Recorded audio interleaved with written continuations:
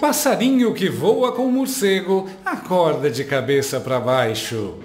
Este é um ditado popular que significa que as nossas escolhas de companhia podem influenciar-nos. Por isso, devemos ter cuidado com as más companhias. Às vezes, a má companhia te influencia a cometer delitos. Às vezes, a má companhia te faz acreditar que ela vai te proteger de tudo. Às vezes, a má companhia te leva a puxar briga com gente bem mais forte. Foi mais ou menos o que aconteceu com Xandão. Quando ele andava na má companhia de Biden e seus auxiliares de censura, ele achava que estava podendo. Mas agora Biden se foi e com ele todo o apoio internacional ao que a turma da toga aprontava. E o advogado de Trump fez questão de deixar tudo isso bem claro numa entrevista arrasadora para uma TV brasileira.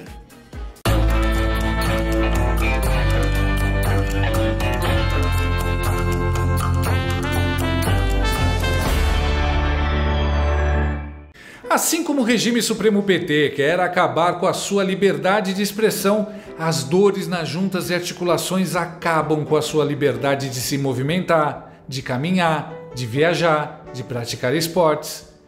É por isso que você precisa conhecer o NatoShark dia e noite. Ele é um suplemento alimentar natural feito para auxiliar no tratamento das dores nas juntas e articulações. Muitos inscritos aqui do canal já compraram, tomaram e aprovaram. Olha só!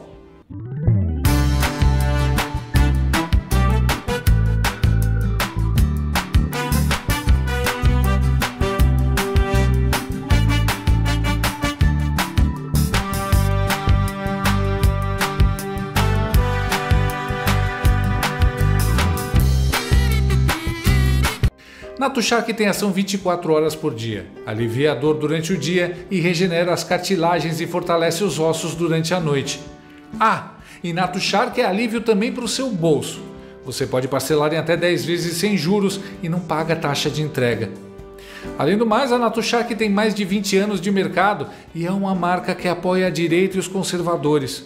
Num país com tantas grandes empresas que fizeram o L, a gente tem que apoiar aquelas que têm os mesmos valores que nós. Então não perca tempo, fique livre dessas dores chatas. Ligue para o número que aparece na tela ou acesse o link na descrição desse vídeo e peça o seu NatoShark dia e noite, agora mesmo. Xandildo queria ficar famoso, agora ele ficou infame. A ação conjunta movida pela Trump Media Group e pela plataforma de vídeos Rumble contra o ministro Alexandre Uglandi do Soviético Tribunal Federal ganhou todas as manchetes na mídia internacional. As empresas acusam o togado de violar a Constituição dos Estados Unidos por censura. Wall Street Journal, New York Times, Reuters, Político, Yahoo, Forbes, Bloomberg. Xandildo é praticamente a Mariah Carey do judiciário.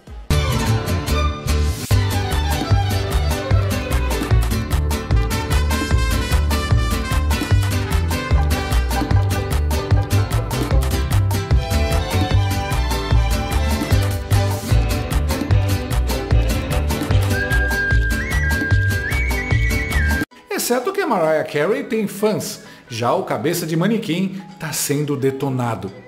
Todos os veículos exploram os detalhes da ação conjunta contra a sua xandidade. Se antes havia uma desconfiança, agora há a certeza. A mídia internacional largou a mão do regime supremo PT e passou a bater sem dó em seu departamento jurídico de um homem só. A matéria do Wall Street Journal é brutal. Ela afirma que o ministro Poucatelha tem reprimido a liberdade de expressão online nos últimos anos, além de ordenar a prisão de manifestantes anti-governo. Não é uma boa imagem para quem gosta de sair por aí fazendo palestras na Europa sobre ter salvado a democracia. Na reportagem, o Wall Street Journal ainda faz um breve histórico, nada lisonjeiro, da atuação recente do cabeça de cotovelo, ao mencionar, por exemplo, a censura imposta ao X, que ficou fora do ar por 40 dias em 2024 por ordem de sua xandidade. E claro, não é só a imprensa que o abandonou. Você é careca! Você sabe que eu não gosto de homem careca! Eu falei pra você que eu não gostava de homem careca. Por que você fez isso comigo 6 meses? Com a saída do governo Biden, que foi quem deu superpoderes à indústria da censura do Bananil, Xande e companhia viram sua situação se inverter. Tá vendo essa sombra aí no céu? É a bigorna das consequências caindo em alta velocidade na cabeça do regime do Bananil. Um dos advogados que atuam no processo conjunto deu entrevista à emissora CNN nesta quarta-feira, explicando as razões para a abertura de uma ação judicial contra a sua Xandidade. De acordo com Martin DeLuca, Xandão teria violado as leis americanas ao não utilizar os meios legais possíveis para fazer valer a lei brasileira em território americano. Olha que vexame um juiz brasileiro aprontar isso. Doutor, de que forma Alexandre de Moraes teria violado as leis norte-americanas? É muito simples e claro. O ministro do Supremo tem 3 caminhos para assistência judicial nos Estados Unidos e para fazer cumprir uma ordem judicial brasileira nos Estados Unidos. Tem um tratado de assistência legal mútua entre o Brasil e os Estados Unidos, feito desde o ano 2001, se não me engano, no qual a Autoridade Central Brasileira, Ministério da Justiça, o STF encaminha o mandado para o Ministério da Justiça em Brasília, o Ministério da Justiça encaminha o mandado para o Departamento de Justiça em Washington, é recebido por uma unidade especializada que recebe MLATs, pedidos de assistência do mundo inteiro, encaminha, se cumpre com as leis dos Estados Unidos o pedido, isso é encaminhado para o distrito correspondente, nesse caso Tampa, e aí pode ser servida e feita cumprir a ordem judicial. Esse é o principal caminho e o mais comum que é utilizado em todas as investigações criminais. Também tem a Convenção da Haia e também tem um sistema que é utilizado menos em investigações criminais, que é cartas rogatórias. Então você tem 3 caminhos juridicamente válidos com consentimento do governo dos Estados Unidos para fazer isso. O que acabou acontecendo aqui foi que o gabinete do ministro, primeiro, se aproximou aos ex-advogados brasileiros da Rumble no Brasil e, pelo que foi informado a nós, demandou que esses advogados sejam recontratados pela Rumble para o propósito de receber o mandado sigiloso. Eu não vejo isso como algo válido. A Rumble não tem presença nenhuma no Brasil. Não tem funcionários, não tem operações, não tem negócios, não tem contas bancárias, não tem nenhum papel no Brasil. E após essa jogada não ter sido exitosa, o gabinete do ministro simplesmente encaminhou um e-mail ao endereço de e-mail legal@rumble.com, que se encontra na Flórida. Infelizmente, isso não é uma forma válida de fazer cumprir uma ordem judicial brasileira nos Estados Unidos. Isso que dispara esses assuntos de soberania digital que estamos falando. Por quê? Porque a ordem, como foi descrita no complaint, na denúncia no Fórum Federal em Tampa, demanda que a Rumble aplique medidas de censura sobre uma pessoa que não tem sido identificada, mas que é residente dos Estados Unidos. Então, você está demandando que uma empresa americana, sem operações nem contatos com o Brasil, censure as contas de um residente dos Estados Unidos, por razões que não foram explicadas, mas você pode chegar às suas próprias conclusões. E também foi solicitado que a Rumble bloqueie o fluxo de fundos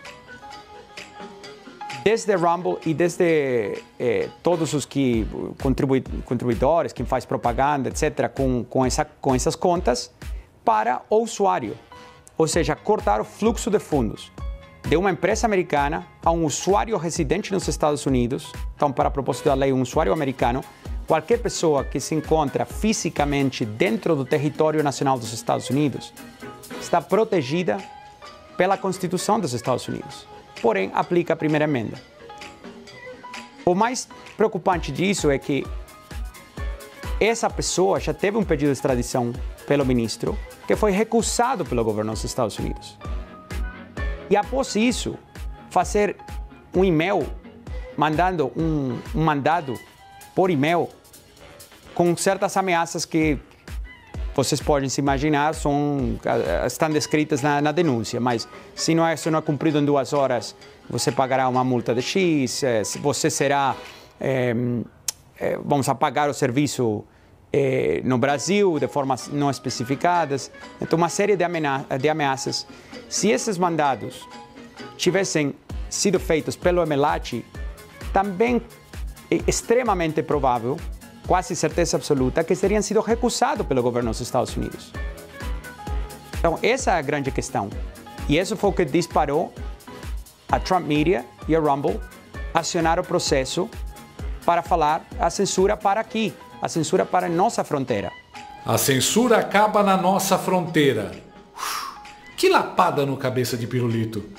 A carinha dos blogueiros da CNN é de desconsolo. Além de tudo, o advogado ainda fala português fluentemente, melhor do que muito petista. Pelo jeito, foi escolhido a dedo, se é que você me entende. Em defesa do ministro brasileiro, devemos informar que nem as leis brasileiras ele conhece, ou reconhece. Vergonhoso ver um estrangeiro tendo que explicar em português, muito bem falado por sinal, que o Chandovski agiu fora da lei. Mano, o cara se acha o juiz do mundo. Deram asas a uma serpente louca. Meu amigo, isso é uma bomba. O Moraes foi fisgado. Não há como escapar. O e-mail é prova definitiva. A multa será milionária para cada empresa. Mas nem tudo são más notícias para o Serra Pelada. Veja que linda luz no fim do túnel. Doutor Martim, já aconteceu lá atrás algum caso semelhante nos Estados Unidos de um ministro, um juiz de um outro país determinar uma ordem nos Estados Unidos? Esse caso já aconteceu lá atrás ou é a primeira vez? Isso é até uma forma de fazer com que a justiça norte-americana consiga entender quais serão os passos num caso como esse, é isso? Um norte para a justiça agir daqui para frente em outros processos envolvendo outros países? É uma pergunta muito interessante. A gente não achou precedentes de uma situação similar.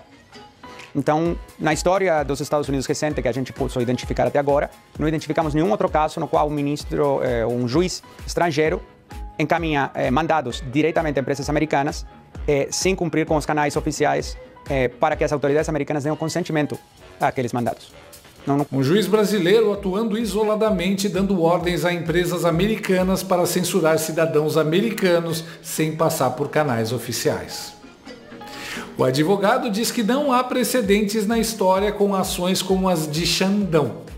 Anime-se, meu querido, você será um modelo para o mundo. Um mau exemplo a ser estudado nas aulas futuras de faculdades de direito. Antes de levar a sua alma, o diabo te humilha. E por falar em humilhar, sente essa escovada que o advogado deu na militante de redação da CNN. Chama muita atenção é que essa ação ela foi apresentada logo depois que a Procuradoria-Geral da República apresentou a denúncia contra o ex-presidente Jair Bolsonaro e outras 33 pessoas aqui no Brasil. Há uma relação entre esses dois fatos? Josuara, sabe o que chama mais atenção para mim? Que os rumores sobre a denúncia do ex-presidente Bolsonaro era que ia ser apresentada na sexta-feira dessa semana. Então, eu te faço uma pergunta. Por que foi adiantada? Não, eu quero saber, perguntei ao senhor se há uma relação entre esses fatos. Eu estou fazendo a pergunta ao senhor. De nossa perspectiva, não. Não há porque preparar uma denúncia como a que a gente preparou para entrar em Tampa demora dias. E como vocês devem saber de outros casos, os prazos que impor as ordens do ministro são extremadamente apertados. Então a gente teve que começar a planejar para entrar com essa ação muitos dias antes. Os jornalistas não conhecem um sistema judiciário de verdade. Chega a dar pena. É como dizia o Olavo, com esquerdista você não debate, você expõe. A moça não esperava essa lapada, mas é dito que esse cara é um advogado predador e com precisão milimétrica. Tivemos uma pequena degustação. Ele dá a picada e aguarda o efeito do veneno. A fluência dele no nosso idioma valoriza ainda mais a resposta. A pergunta que ele devolveu para ela foi o que todos também perceberam. por que adiantaram a entrega da denúncia? A denúncia sobre o suposto golpe ia ser apresentada na sexta, segundo o falatório, e foi adiantada. Será que teve a ver com o vazamento da ação judicial contra o Xandão a ser lançada ontem, como sugere o advogado da empresa do Trump? Quem diria, Alan dos Santos e Monark não só escaparam da injustiça do Bananil, como estão sendo peças fundamentais no encerramento desse capítulo tão feio de nossa história. É uma situação delicada, causada quando o sujeito se acha imune ou protegido por forças que não são permanentes, e medidas intempestivas e impensadas são tomadas. A força muda de mãos e a bola murcha, deixando o poderoso desmoralizado e sem ninguém a quem recorrer. Sua xandidade, que pensava estar protegido, agora está tendo que encarar processos internacionais, como o do Rumble e da Trump Media nos Estados Unidos, que expõem sua tentativa de censura para o mundo. A aposta na parceria com o governo gringo para legitimar abusos internos foi um erro amador. Afinal, numa democracia de verdade como a americana, a alternância de poder e o apoio estrangeiro virou pó. Com o mecanismo de censura brasileira desmoronando sob a pressão dos Estados Unidos e em breve da OEA, Xandão e sua turma estão tendo que encarar uma dura realidade. Eles eram apenas peças descartáveis. E mais processos virão. O X de Elon Musk nem entrou na briga ainda. A chapa vai esquentar e no menu tem ovo frito. O passarinho Xandão voou com o morcego Biden e agora está acordando de seu sonho de poder de ponta cabeça e com um processo sinistro pela frente. Hey Alexander, you can't even block cell phone signal in prisons and you think you can block X in Brazil. Pega na minha e balança. Gostou desse vídeo? Então inscreva-se no canal, comente, curta e compartilhe com seus amigos. Não gostou? Compartilhe com seus inimigos. Até o próximo vídeo, se o mundo não acabar antes. Por hoje é só.